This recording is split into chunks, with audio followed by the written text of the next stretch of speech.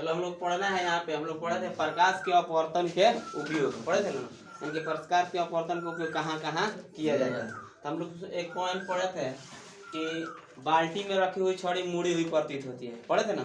उसके बाद हम लोग को पढ़ना था कि पानी से भरी बाल्टी की गहराई कम प्रतीत होना, यानी कि जैसे कि पानी में हम लोग बाल्टी में रख दिया जाता है पानी, मतलब देखा जाता है कुछ देर के बाद लगता है कि क्या है, यानी कि इसमें कम गहरा प्रतीत हो रहा है, ठीक है, यानी कि पूरा उसका गहराई महसूस नहीं हो पाता है। तो वो किस कारण होता है, हम कह सकते हैं कि यहाँ पर उसके पहले एक बात और हम जानेंगे, जैसे सौगन विरल वाला बात थोड़ा सा रिवीजन करा के चल रहा है। तो हमको मालूम है कि प्रकाश का चार्ज जिसमें क्या होता है, अधिक होता है, तो वह कौन सा माध्यम कहलाता है, विरल कहलाता है, मालूम है ना। और जिसमें प्रकाश का चार्ज क्या होता है, कम होता है, वह किस चीज का काम करता है, सौगन का काम करता है। बस यही सेंस लगाते चलना है, ऐसा कोई भी क्वेश्चन होगा अपने आप आंसर बना सकता है। तुम अगर बढ़िया से अगर समझ में आ जाता है कि यहाँ पर सौगन कौन होगा, विरल कौन होगा, और उसके बाद से जैसे कि मान लेते हैं हम, ये भी पॉइंट हमको ध्यान में रखना होगा, जैसे कि मान लीजिए ये कांच हो गया, ठीक है, जब कांच है तो यहाँ से जब प्रकाश की किरण चलेगा, ये हवा है ना, तो हवा है और ये कांच है, चाहे मान लो पानी है, तो यहाँ से आएगा, ये हमारा इस पर अविलंब होगा ना, इसको जाना चाहिए था कैसे, सीधे जाना चाहिए ना, लेकिन ये क्या होता है, इधर मुड़ के इधर आ जाता है, ये इधर से इसको निकलना चाहिए था, लेकिन ये क्या होता है, मुड़ कर इधर आ जाता है। ये हमारा विरल माध्यम है ना, और ये भी कौन सा माध्यम हो जाएगा, सौगन माध्यम हो जाएगा। तो इसमें हम 3 गो पॉइंट तुम लोग को पहले बता चुके हैं कि जब प्रकाश की किरण अगर विरल माध्यम से सौगन माध्यम में जाती है तो अविलंब की ओर मुड़ जाती है, इधर मुड़ेगी, बात समझ रहे ना। अगर इसी बात को अगर हम कहें कि जब प्रकाश की किरण यहाँ से अब इसको निकालेंगे, जैसे मान लो प्रकाश की किरण आएगा तो इसमें थोड़ी ना रहेगा, बाहर निकलेगा, तो ये यहाँ पर अविलंब ऐसे सीधा होगा, तो ये क्या हो जाएगा, अविलंब से दूर हटेगा, यानी कि इसका कहने का मतलब है जब सौगन से कहाँ जाता है, हाँ विरल माध्यम में जाता है तो अविलंब से क्या हो जाता है, दूर हट जाता है। क्लियर हुआ। तो ये बात को ध्यान रखना, बस इसके बाद कोई भी इस टाइप का क्वेश्चन होगा ना अपने आप बन जाएगा, ठीक है। तो वही कहेगा कि जब कोई प्रकाश की किरण विरल माध्यम से सौगन माध्यम में जाती है तो अविलंब की ओर मुड़ जाती है, और जब सौगन माध्यम से विरल माध्यम में जाती है अविलंब से दूर हट जाती है। और जब इस जो अविलंब है इसके लंबवत अगर हम प्रकाश की किरण लगाते हैं, यानी कि प्रकाश की किरण से पार करता है तो इधर भी नहीं मुड़ती, उसको इधर उधर कुछ लेन सीधे पार, बात समझ रहे ना।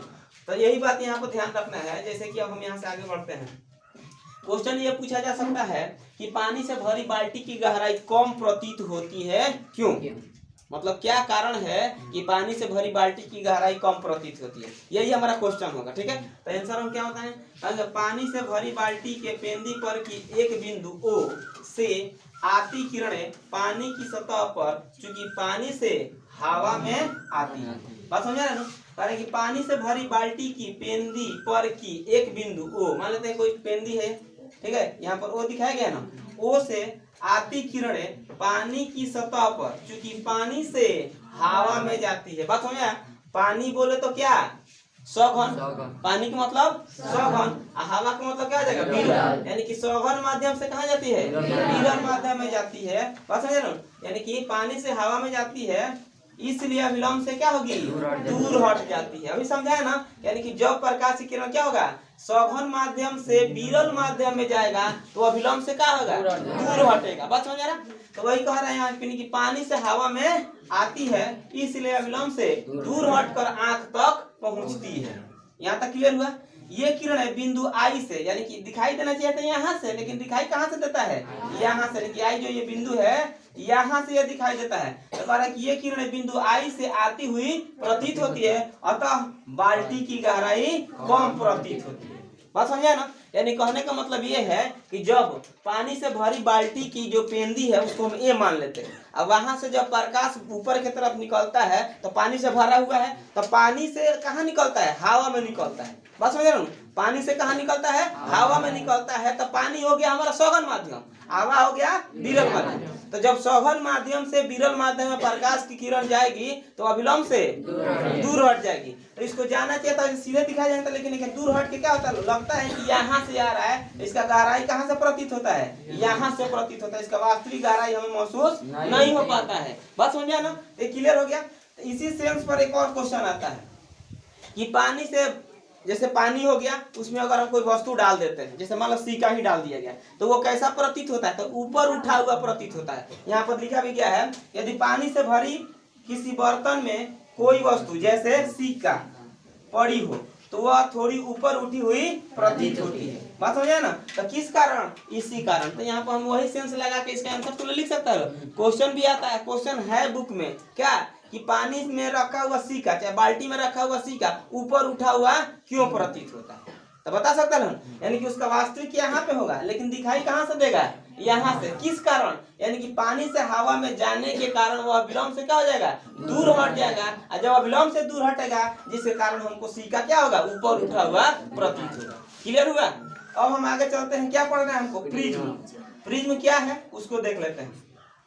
तो कह रहा है प्रिज्म कि किसी कोण पर झुके दो समतल पृष्ठों के बीच घिरे किसी पारदर्शक, पारदर्शक का मतलब तुम लोग को पता है कि प्रकाश जिसके आर पार आ जा सकता है उसे हम क्या कहते हैं? पारदर्शक पदार्थ कहते हैं। माध्यम को प्रिज्म कहते हैं। क्या समझ में आया? किसी कोण पर, यानी कि ये कोण पर एक दूसरे से झुके रहेगा, ऐसे ही नहीं कैसे सेट नहीं कर देना है। बस समझे ना। वही कह रहा है कि किसी कोण पर झुके दो समतल, उसका सतह कैसा होना चाहिए? समतल होना चाहिए। उसका जो पृष्ठ है, सतह है, वो कैसा होगा? समतल होगा। तो अगर किसी कोण पर झुके दो समतल पृष्ठों के बीच घिरे किसी पारदर्शक माध्यम को हम क्या कहते हैं? प्रिज्म कहते हैं। प्रिज्म में टोटल सतहों की संख्या कितना होता है? 5 होता है। यानी कि प्रिज्म में टोटल सतह कितने होते हैं? 5 होते हैं। ठीक है, आगे देखते हैं। ये क्लियर हो गया ना। अब देख लो, पर कि प्रकाश का आवागमन इसके जिन दो फलकों से होता है उन्हें प्रिज्म का अपवर्तक पृष्ठ कहते हैं। क्या कहते हैं? अपवर्तक पृष्ठ। किसको कहा जाता है? यानी कि प्रकाश का आवागमन, आवागमन मतलब आने जाने का काम। यानी कि जिस सतह से, जिस फलक से प्रकाश आने जाने का काम करता है, उसी सतह को हम क्या कहते हैं? अपवर्तक पृष्ठ कहते हैं। इसमें तू लोग देख सकता है, ये जो है यहाँ से दिखाई दे रहा है ना, ये क्या है? एक सतह हो गया, यानी पहला पृष्ठ है। तो ये हमारा हो गया कौन? A B, B dash, A dash. तो ये हो गया पहला फलक, दिखाई दे रहा है। और दूसरा फलक कौन हो जाएगा? यहाँ से देख सकते हैं, ए सी, सी डैश और ए डैश। ये दूसरा सतह हो गया। ये हमारा एक फलक, ये दूसरा फलक। तो इसी को हम पारदर्शक क्या कहते हैं? पृष्ठ कहते हैं। पृष्ठ मतलब सतह होता है। अब आगे देखते हैं। पर ये दोनों पृष्ठ जिसे सरल रेखा, यानी कि जिस सरल रेखा ए डैश, यहाँ पर देख लेगा, ये एक सरल रेखा है, ए डैश है, पर मिलते हैं, उसे प्रिज्म का अपवर्तक कोण कहते हैं। क्या कहते हैं? अपवर्तक कोण। यानी कि जैसे कोर टाइप में होगा, यानी कि जैसे नोकी टाइप निकलता है ना, उसी टाइप का निकला होगा। इसमें तो दिखाया नहीं जा सकता, ये 3D फिगर है, समझे ना, यानी कि त्रिविमीय है। तो ये कोर समझ लो कि उठा होगा, ये जो कोर है ना उठा होगा। ठीक, तो वही कर रहा है, ये दोनों पृष्ठ जिस सरल रेखा ए डैश पर मिलते हैं उसे प्रिज्म का क्या कहा जाता है? अपवर्तक कोण। यानी कि जो सतह है इस पर दोनों के मिलेगा ना, तो इसी को हम क्या कहेंगे? अपवर्तक कोण पाएंगे। ठीक, अब आगे देखते हैं। पर अपवर्तक पृष्ठों के बीच कोण ए को प्रिज्म का अपवर्तक कोण या केवल प्रिज्म कोण कहते हैं। यहाँ पर ये दिखाई दे रहा है, इसी को कहा जाता है क्या? अपवर्तक कोण। क्या कहते हैं? अपवर्तक कोण। यानी कि अपवर्तक पृष्ठ के बीच, इसके बीच में यही ना है, इसके और इस दोनों के बीच में यही ना है, ये बीच कोण ए को प्रिज्म का अपवर्तक कोण, यानी कि दोनों के बीच में कोण ए है, ये है ना, तो इसको कोण ए कह दिया है। तो इसी को क्या कहा जाता है? अपवर्तक कोण या केवल प्रिज्म का कोण कहते हैं। ठीक है, अब आगे देखा जाए अगला पॉइंट। और अपवर्तक कोण के सामने वाले पृष्ठ B C, C dash, B dash कहाँ है? B C, C dash, B dash, ये सतह दिखाई दे रहा है, यही ना है। तो वही कह रहा है कि अपवर्तक कोण के सामने वाले पृष्ठ B C, C dash, B dash को प्रिज्म का आधार कहते हैं। इसको क्या कहा जाता है? आधार। यानी कि सतह उसी पर अड़ा रहेगा, खड़ा रहेगा। ठीक है, यानी कि ऐसे रहेगा, इस पर ऐसे निकला रहेगा, फिर इधर से, फिर ऊपर से, फिर इधर से। तो ये हमारा क्या कहलाएगा? आधार कहलाएगा। ऐसा समझ में। आगे देखते हैं। कह रहा है कि अपवर्तक कोण के लंबवत एक तल द्वारा प्रिज्म की काट ए बी सी को प्रिज्म की मुख्य काट कहते हैं। किसको? ए बी सी को। फिगर में देखेंगे कहाँ है? ए बी सी, इसको क्या कहा जाता है? मुख्य काट कहा जाता है। बात समझ रहे ना? यानी कि ए बी सी जो दिखाई दे रहा है कि अपवर्तक कोण के लंबवत, लंबवत मतलब कौन चीज? और एक दूसरे पर परपेंडिकुलर होगा, नहीं कि लंबवत यानी कि लंब होगा।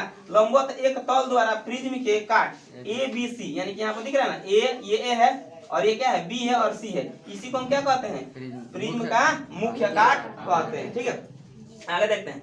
प्रायः ऐसे कांच के प्रिज्म का व्यवहार होता है जिसकी मुख्य काट समबाहु त्रिभुज हो। क्या हो? समबाहु त्रिभुज होती है और इसलिए प्रिज्म का अपवर्तक कोण कितना डिग्री के बराबर होता है? 60 डिग्री के बराबर होता है। बात समझ में आए ना? और देख लो, इसमें यह भी पूछा जा सकता है कि प्रिज्म में हम किस प्रकार के त्रिभुज का प्रयोग किया जाता है? समबाहु त्रिभुज का प्रयोग होता है। कैसा होता है? समबाहु त्रिभुज का। कि प्रायः ऐसे कांच के प्रिज्म का व्यवहार होता है। कैसा होता है? यानी कि इस पर इसमें किस प्रकार का कांच होना चाहिए? यानी कि एक त्रिभुजाकार होना चाहिए, लेकिन वो उसका जो भुजा है कैसा होना चाहिए? समबाहु होना चाहिए। सम मतलब बराबर, बाहु मतलब भुजा, जिसकी तीनों भुजा आपस में बराबर हो, तो इस प्रकार के त्रिभुज को हम क्या कहते हैं? समबाहु त्रिभुज कहते हैं। तो वही कह रहा है कि जिसकी मुख्य काट क्या हो? समबाहु त्रिभुज। यानी कि इसके यहाँ पे जो सतह है ये भी समबाहु होगा, यहाँ पे जो सतह बनेगा तीन वाला, ठीक है, ये वाला बनेगा, ये भी क्या होगा? समबाहु त्रिभुज होगा। और यहाँ पे जो ऐसे त्रिभुजाकार इस तरह बनेगा, इसमें तो दिखाया नहीं जा सकता ना, तो वो भी क्या होगा? समबाहु त्रिभुज। यानी कि इसका जो भी काट होगा वो क्या होगा? एक समबाहु त्रिभुजाकार होगा। और इसलिए हमको पता है कि समबाहु त्रिभुज में जैसे कि मान लेते हैं कोई समबाहु त्रिभुज है, तो समबाहु त्रिभुज का प्रत्येक कोण कितना है? ऐसे कोण का योगफल हमको पता है। तीनों त्रिभुज के कोणों का, त्रिभुज के तीनों कोणों का योगफल कितना होता है? 180 डिग्री होता है ना। तब 3 को कोण है तो कितना से भाग देंगे? 3 से, तो कितना निकलेगा? 60। इसका प्रत्येक कोण कितना डिग्री के बराबर होता है? 60 डिग्री के। क्यों? क्योंकि तीनों कोण एक दूसरे के बराबर होते हैं। बात समझे ना? तो यहाँ पे वही कह रहा है कि जो इसका कोण होगा कितना डिग्री के बराबर होगा? 60 डिग्री। किसका? अगर प्रिज्म का अपवर्तक कोण की हम बात कर रहे हैं कि प्रिज्म का अपवर्तक कोण का मान कितना होता है, तो कितना होता है? 60 डिग्री होता है। बात समझ में आया? अब देखो कह रहा है कि आपतित किरण तथा निर्गत किरण के बीच के कोण को क्या कहा जाता है? विचलन का कोण कहते हैं। अगर पूछ दिया विचलन का कोण क्या है, तो विचलन का कोण किसमें पाया जाएगा? प्रिज्म में। तो विचलन का कोण क्या है? हमको पहले इसका पारस्परिक विस्थापन पढ़ चुके हैं। आपतित किरण और निर्गत किरण के बीच की लंबवत दूरी को हम पारस्परिक विस्थापन कहते हैं ना। सेम टू सेम वही है। बीच का यहाँ पर हम कोण लेके चलेंगे। कहेगा आपतित किरण तथा, यहाँ पर क्या लिखे हैं? तथा लिखे हैं। आपतित किरण तथा निर्गत किरण के बीच के कोण को क्या कहते हैं? विचलन का कोण कहते हैं। यहाँ तक कोई दिक्कत नहीं है। अब यह प्रिज्म के अपवर्तक कोण पर निर्भर करता है। यानी कि जो विचलन का कोण होता है, किसका विचलन का? प्रिज्म का जो विचलन का कोण होता है वो किस पर निर्भर करता है? यानी इसके अपवर्तक कोण पर निर्भर करता है। अगर अपवर्तक कोण का मान बढ़ेगा तो इसका भी मान बढ़ सकता है, और इसका मान घटेगा तो इसका भी मान घटेगा। जैसे अब यहाँ पर अगला पॉइंट है, प्रिज्म का अपवर्तक कोण अधिक होने पर विचलन का कोण क्या होता है? अधिक हो जाता है। यानी इसका कहने का मतलब ये है कि अगर इसका अपवर्तक कोण बढ़ता है तो इसका विचलन का कोण भी क्या होगा? बढ़ेगा। और जब वो अपवर्तक कोण घटेगा तो इसका विचलन का कोण भी क्या हो जाएगा? घटेगा। बात समझ में आया? अगर किसी को डाउट नहीं ना इसमें, क्लियर हो गया? चलो नो।